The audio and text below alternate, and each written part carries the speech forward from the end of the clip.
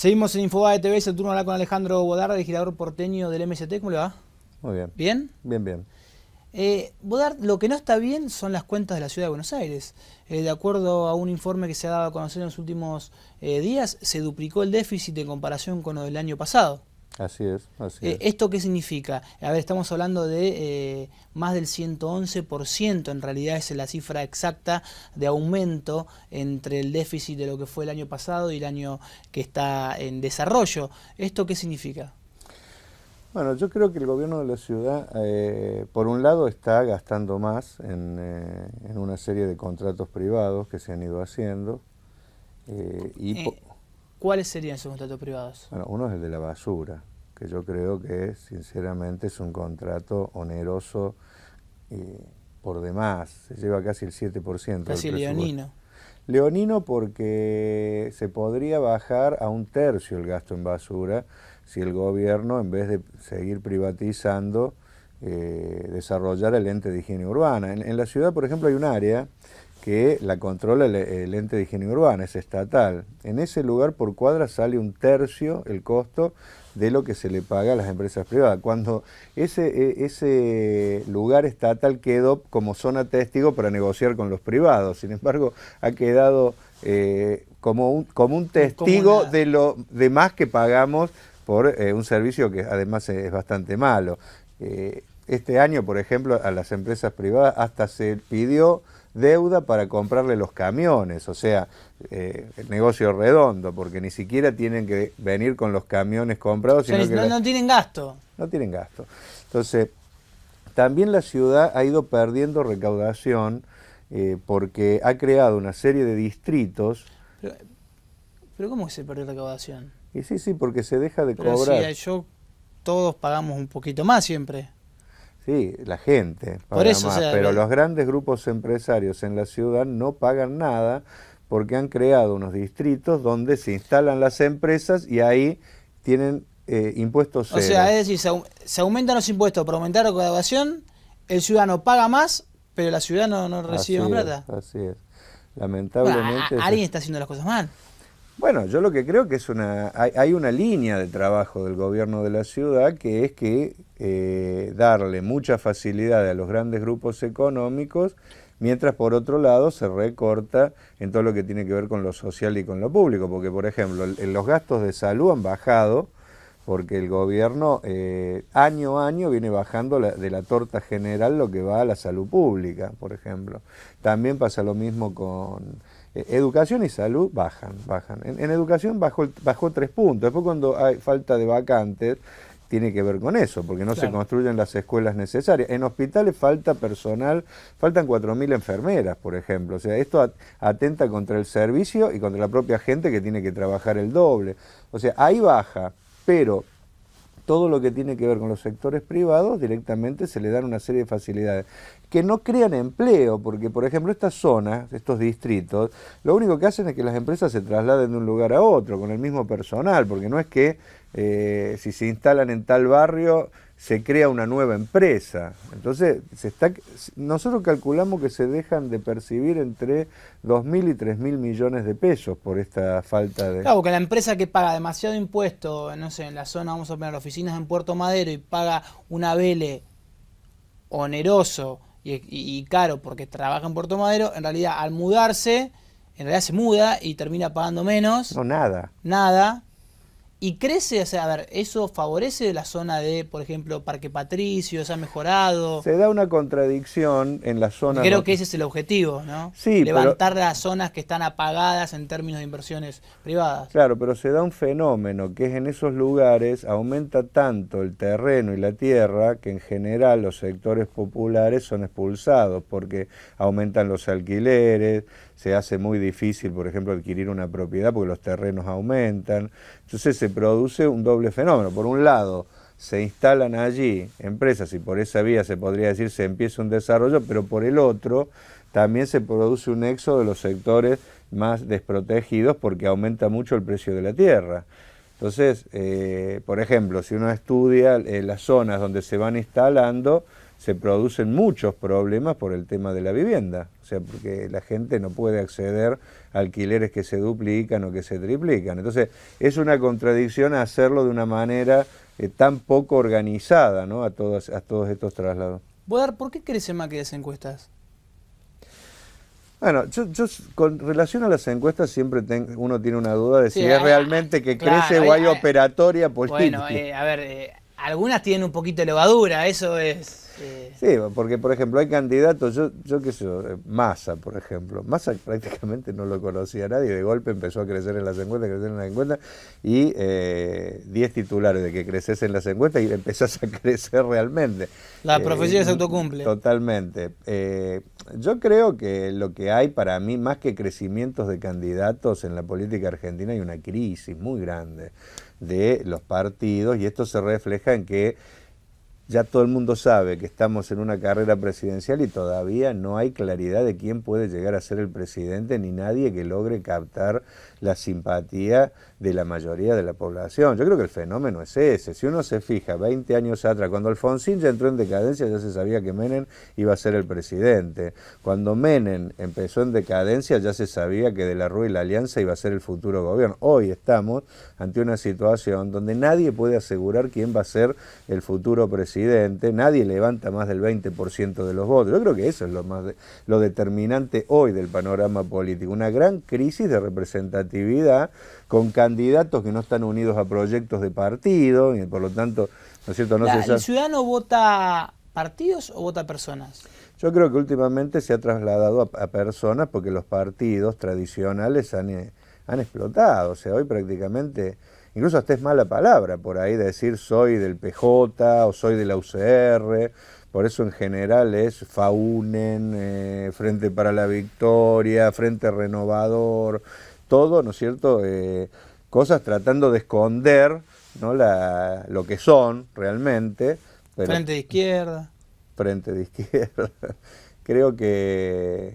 Aunque creo que en la izquierda hay un fenómeno que es distinto, porque yo creo que la izquierda viene creciendo en el país, y no solo en las elecciones, sino también en la representación sindical, estudiantil, barrial, y tiene que ver, para mí, por el hartazgo de lo viejo. Yo creo que lo viejo, la gente, hay un cansancio y empieza a haber otras opciones, y la izquierda es una opción, es la única que no ha gobernado, porque si uno se fija en los candidatos que están detrás, ¿no es cierto?, de algunos de los proyectos más promocionados, todos han sido parte del gobierno. Yo lo que me pregunto siempre es ¿por qué va a ser una persona que estuvo en el gobierno 20 años un cambio ahora cuando no lo hizo cuando gobernaban? Entonces, la gente un poco empieza a darse cuenta de eso. Y yo creo que mira a la izquierda como una opción. Es más, ¿Puede la izquierda manejar un país? Yo creo que sí. Es más, yo creo que... No me refiero en capacidades intelectuales, me refiero en capacidades técnicas, operativas. ¿Está en condiciones de...? Yo creo que sí. Yo creo que la izquierda tiene gente muy capaz. Eso no dudo, digo, por eso no me refiero a capacidades intelectuales. Me refiero a esa discusión de dónde nace, cuál es la génesis de esto de si no es peronismo no se puede gobernar. Principalmente de esto, ¿no? De la falta de estructura, de territorio, de aparatos que te generen la gobernabilidad. La izquierda está en condiciones de poder hacerle frente ante la posibilidad de decir, bueno, un día se presenta Bodar y bueno, que ganaron las elecciones, ¿están en condiciones de...? Yo creo que sí, porque evidentemente el ascenso de la izquierda va acompañado de un ascenso territorial en los gremios, etc. Yo creo que los grandes cambios políticos se dan de conjunto. Por ejemplo, un ascenso de la izquierda y va a ir acompañado de un crecimiento en los gremios, de un crecimiento, ¿no es cierto?, en las estructuras. Por ejemplo, yo creo que el radicalismo, que se habla, así como se dice, el peronismo va a gobernar, el radicalismo no puede gobernar, ¿no? Son más o menos los dos debates que en general se dan. Yo creo que la izquierda tiene en los gremios, por ejemplo, es la gran opción al viejo sindicalismo peronista. O sea, creo que tiene una fuerza y una representatividad importante y que va a ir creciendo. Yo veo un declive muy grande del sindicalismo peronista, que ya prácticamente se ha hecho patronal, o sea, no responde a los intereses de la gente, como están algunos ligados al gobierno, no reclaman, ¿no es cierto?, porque el gobierno no los deja, otros defienden más su sillón que otros. creo que la izquierda está creciendo. En el movimiento estudiantil la izquierda está creciendo y está desplazando lo que fue en su momento la Franja Morada.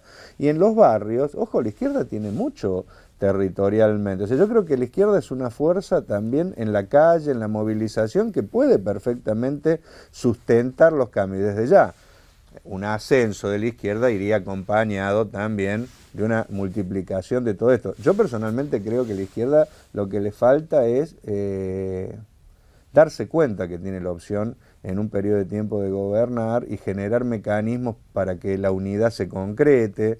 Nosotros estamos llamando, por ejemplo, a aprovechar las internas. Yo creo que si las distintas expresiones de la izquierda política y social, porque en la izquierda no solo hay expresiones políticas, sino sociales, si participaran juntos de una interna, yo creo que se generaría un movimiento que multiplicaría las adhesiones militantes que podrían permitir esa fuerza social para precisamente asumir un cambio y sostenerlo. Yo creo en eso. Y aparte creo que es un fenómeno mundial. Mira, hace poco fui invitado a una serie de conferencias en Europa, porque Argentina siempre es un motivo de interés por todo lo que pasó en el 2001. Europa está viviendo una conmoción por la gran crisis económica que tiene.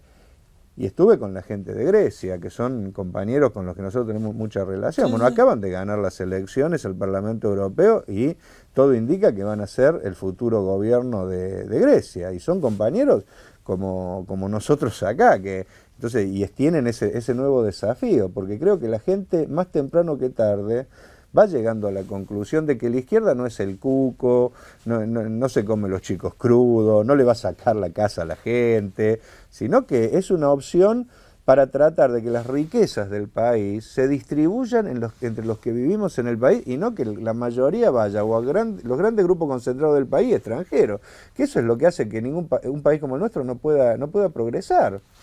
Bodart, volviendo a la ciudad, ¿hay corrupción en el gobierno Macri? Yo creo que sí. Y es más, creo que se está profundizando. Porque en vez si yo digo Bodart, 2 puntos, la profundización del gobierno Macri, la corrupción del gobierno Macri se profundiza, ¿cierto? Es cierto. Sí, y tiene que ver con decisiones que están tomando de ir eliminando los controles, que incluso se crearon a partir de los desastres de Cromañón, ¿no es cierto? Sí. Y de otros hechos. Acá la conmoción que se creó con Cromañón provocó que se hicieran una serie de cambios que no fueron cambios que permitieran eliminar la corrupción, pero que iban en ese sentido. Y yo creo que el macrismo está tratando de esos cambios que se dieron, retrotraerlos al periodo anterior. 2 casos. El año pasado intentaron desmantelar el cuerpo de inspectores de la Subsecretaría de Trabajo. Bueno, está el caso de Castro, especialista en incendios que había clausurado Iron Mountain. Bueno, precisamente. Él es uno de los representantes de la subsecretaría. Lo intentaron eliminar. Es más, como no pudieron, porque nosotros logramos que en la legislatura no le dieran los votos al macrismo para eso, judicialmente la justicia también nos dio la razón, porque es una barbaridad. No puede haber una ciudad sin cuerpo de inspectores. Hoy falleció, por ejemplo, un trabajador en una obra porque ¿no es cierto? Se volvió a dar esto de que no hay control. Ahora, ¿qué pasa? No lo lograron eliminar, pero no les dan trabajo a los inspectores. O sea, están haciendo huevo en la oficina porque en vez de sacarlos a la calle, no los sacan. ¿Por qué? Porque los empresarios no quieren que los controlen. El proyecto era mandarlo a la Agencia Gubernamental de Control. Hace unos días eliminaron el cuerpo de verificadores de obra, también que eran algo que se había creado en el 2000 para evitar la corrupción. Es decir, otra ofensiva más para sacarse de encima a la gente que controla. O sea, un gobierno que quisiera ir contra la corrupción fortalecería los mecanismos de inspección y de control. Pero acá se los intenta eliminar. Todo el mundo dice que hay tarifas, por ejemplo, en eso. Y que todos los inspectores, como son gente de carrera, ¿no es cierto?, actúan contra la posibilidad de que esas coimas se desarrollen. Entonces, y cuando vos ves que sacan a los que controlan, es evidente que le están dejando el terreno libre a la corrupción. ¿El kirchnerismo y el macrismo se parecen? Yo creo que sí. La gente tal vez tiene una idea distorsionada, los ve como antagónicos a unos y otros, ¿no? Porque un poco ahí actúa, ¿no?, la gestualidad de los grandes medios, incluso entre ellos muchas veces fomentan en los medios ese antagonismo porque quieren serlo, ¿no es cierto?, como el gato y el ratón, pero en realidad en las cámaras votan casi todos juntos, algo que la gente no sabe. Y en general uno podría decir, bueno, votan juntos a favor de la gente. No, votan cosas que son malas para la gente, se juntan para las cosas más antipopulares, por ejemplo, para entregar tierra pública en la ciudad, por ejemplo, para votar todo lo que tiene que ver con transporte, que es muy malo para la ciudad. Si cosas malas se juntan. Ojo, y no pasa solo en la ciudad. A nivel nacional, el macrismo muchas veces ayuda al kirchnerismo en leyes que son, ¿no es cierto?, bastante antipopulares.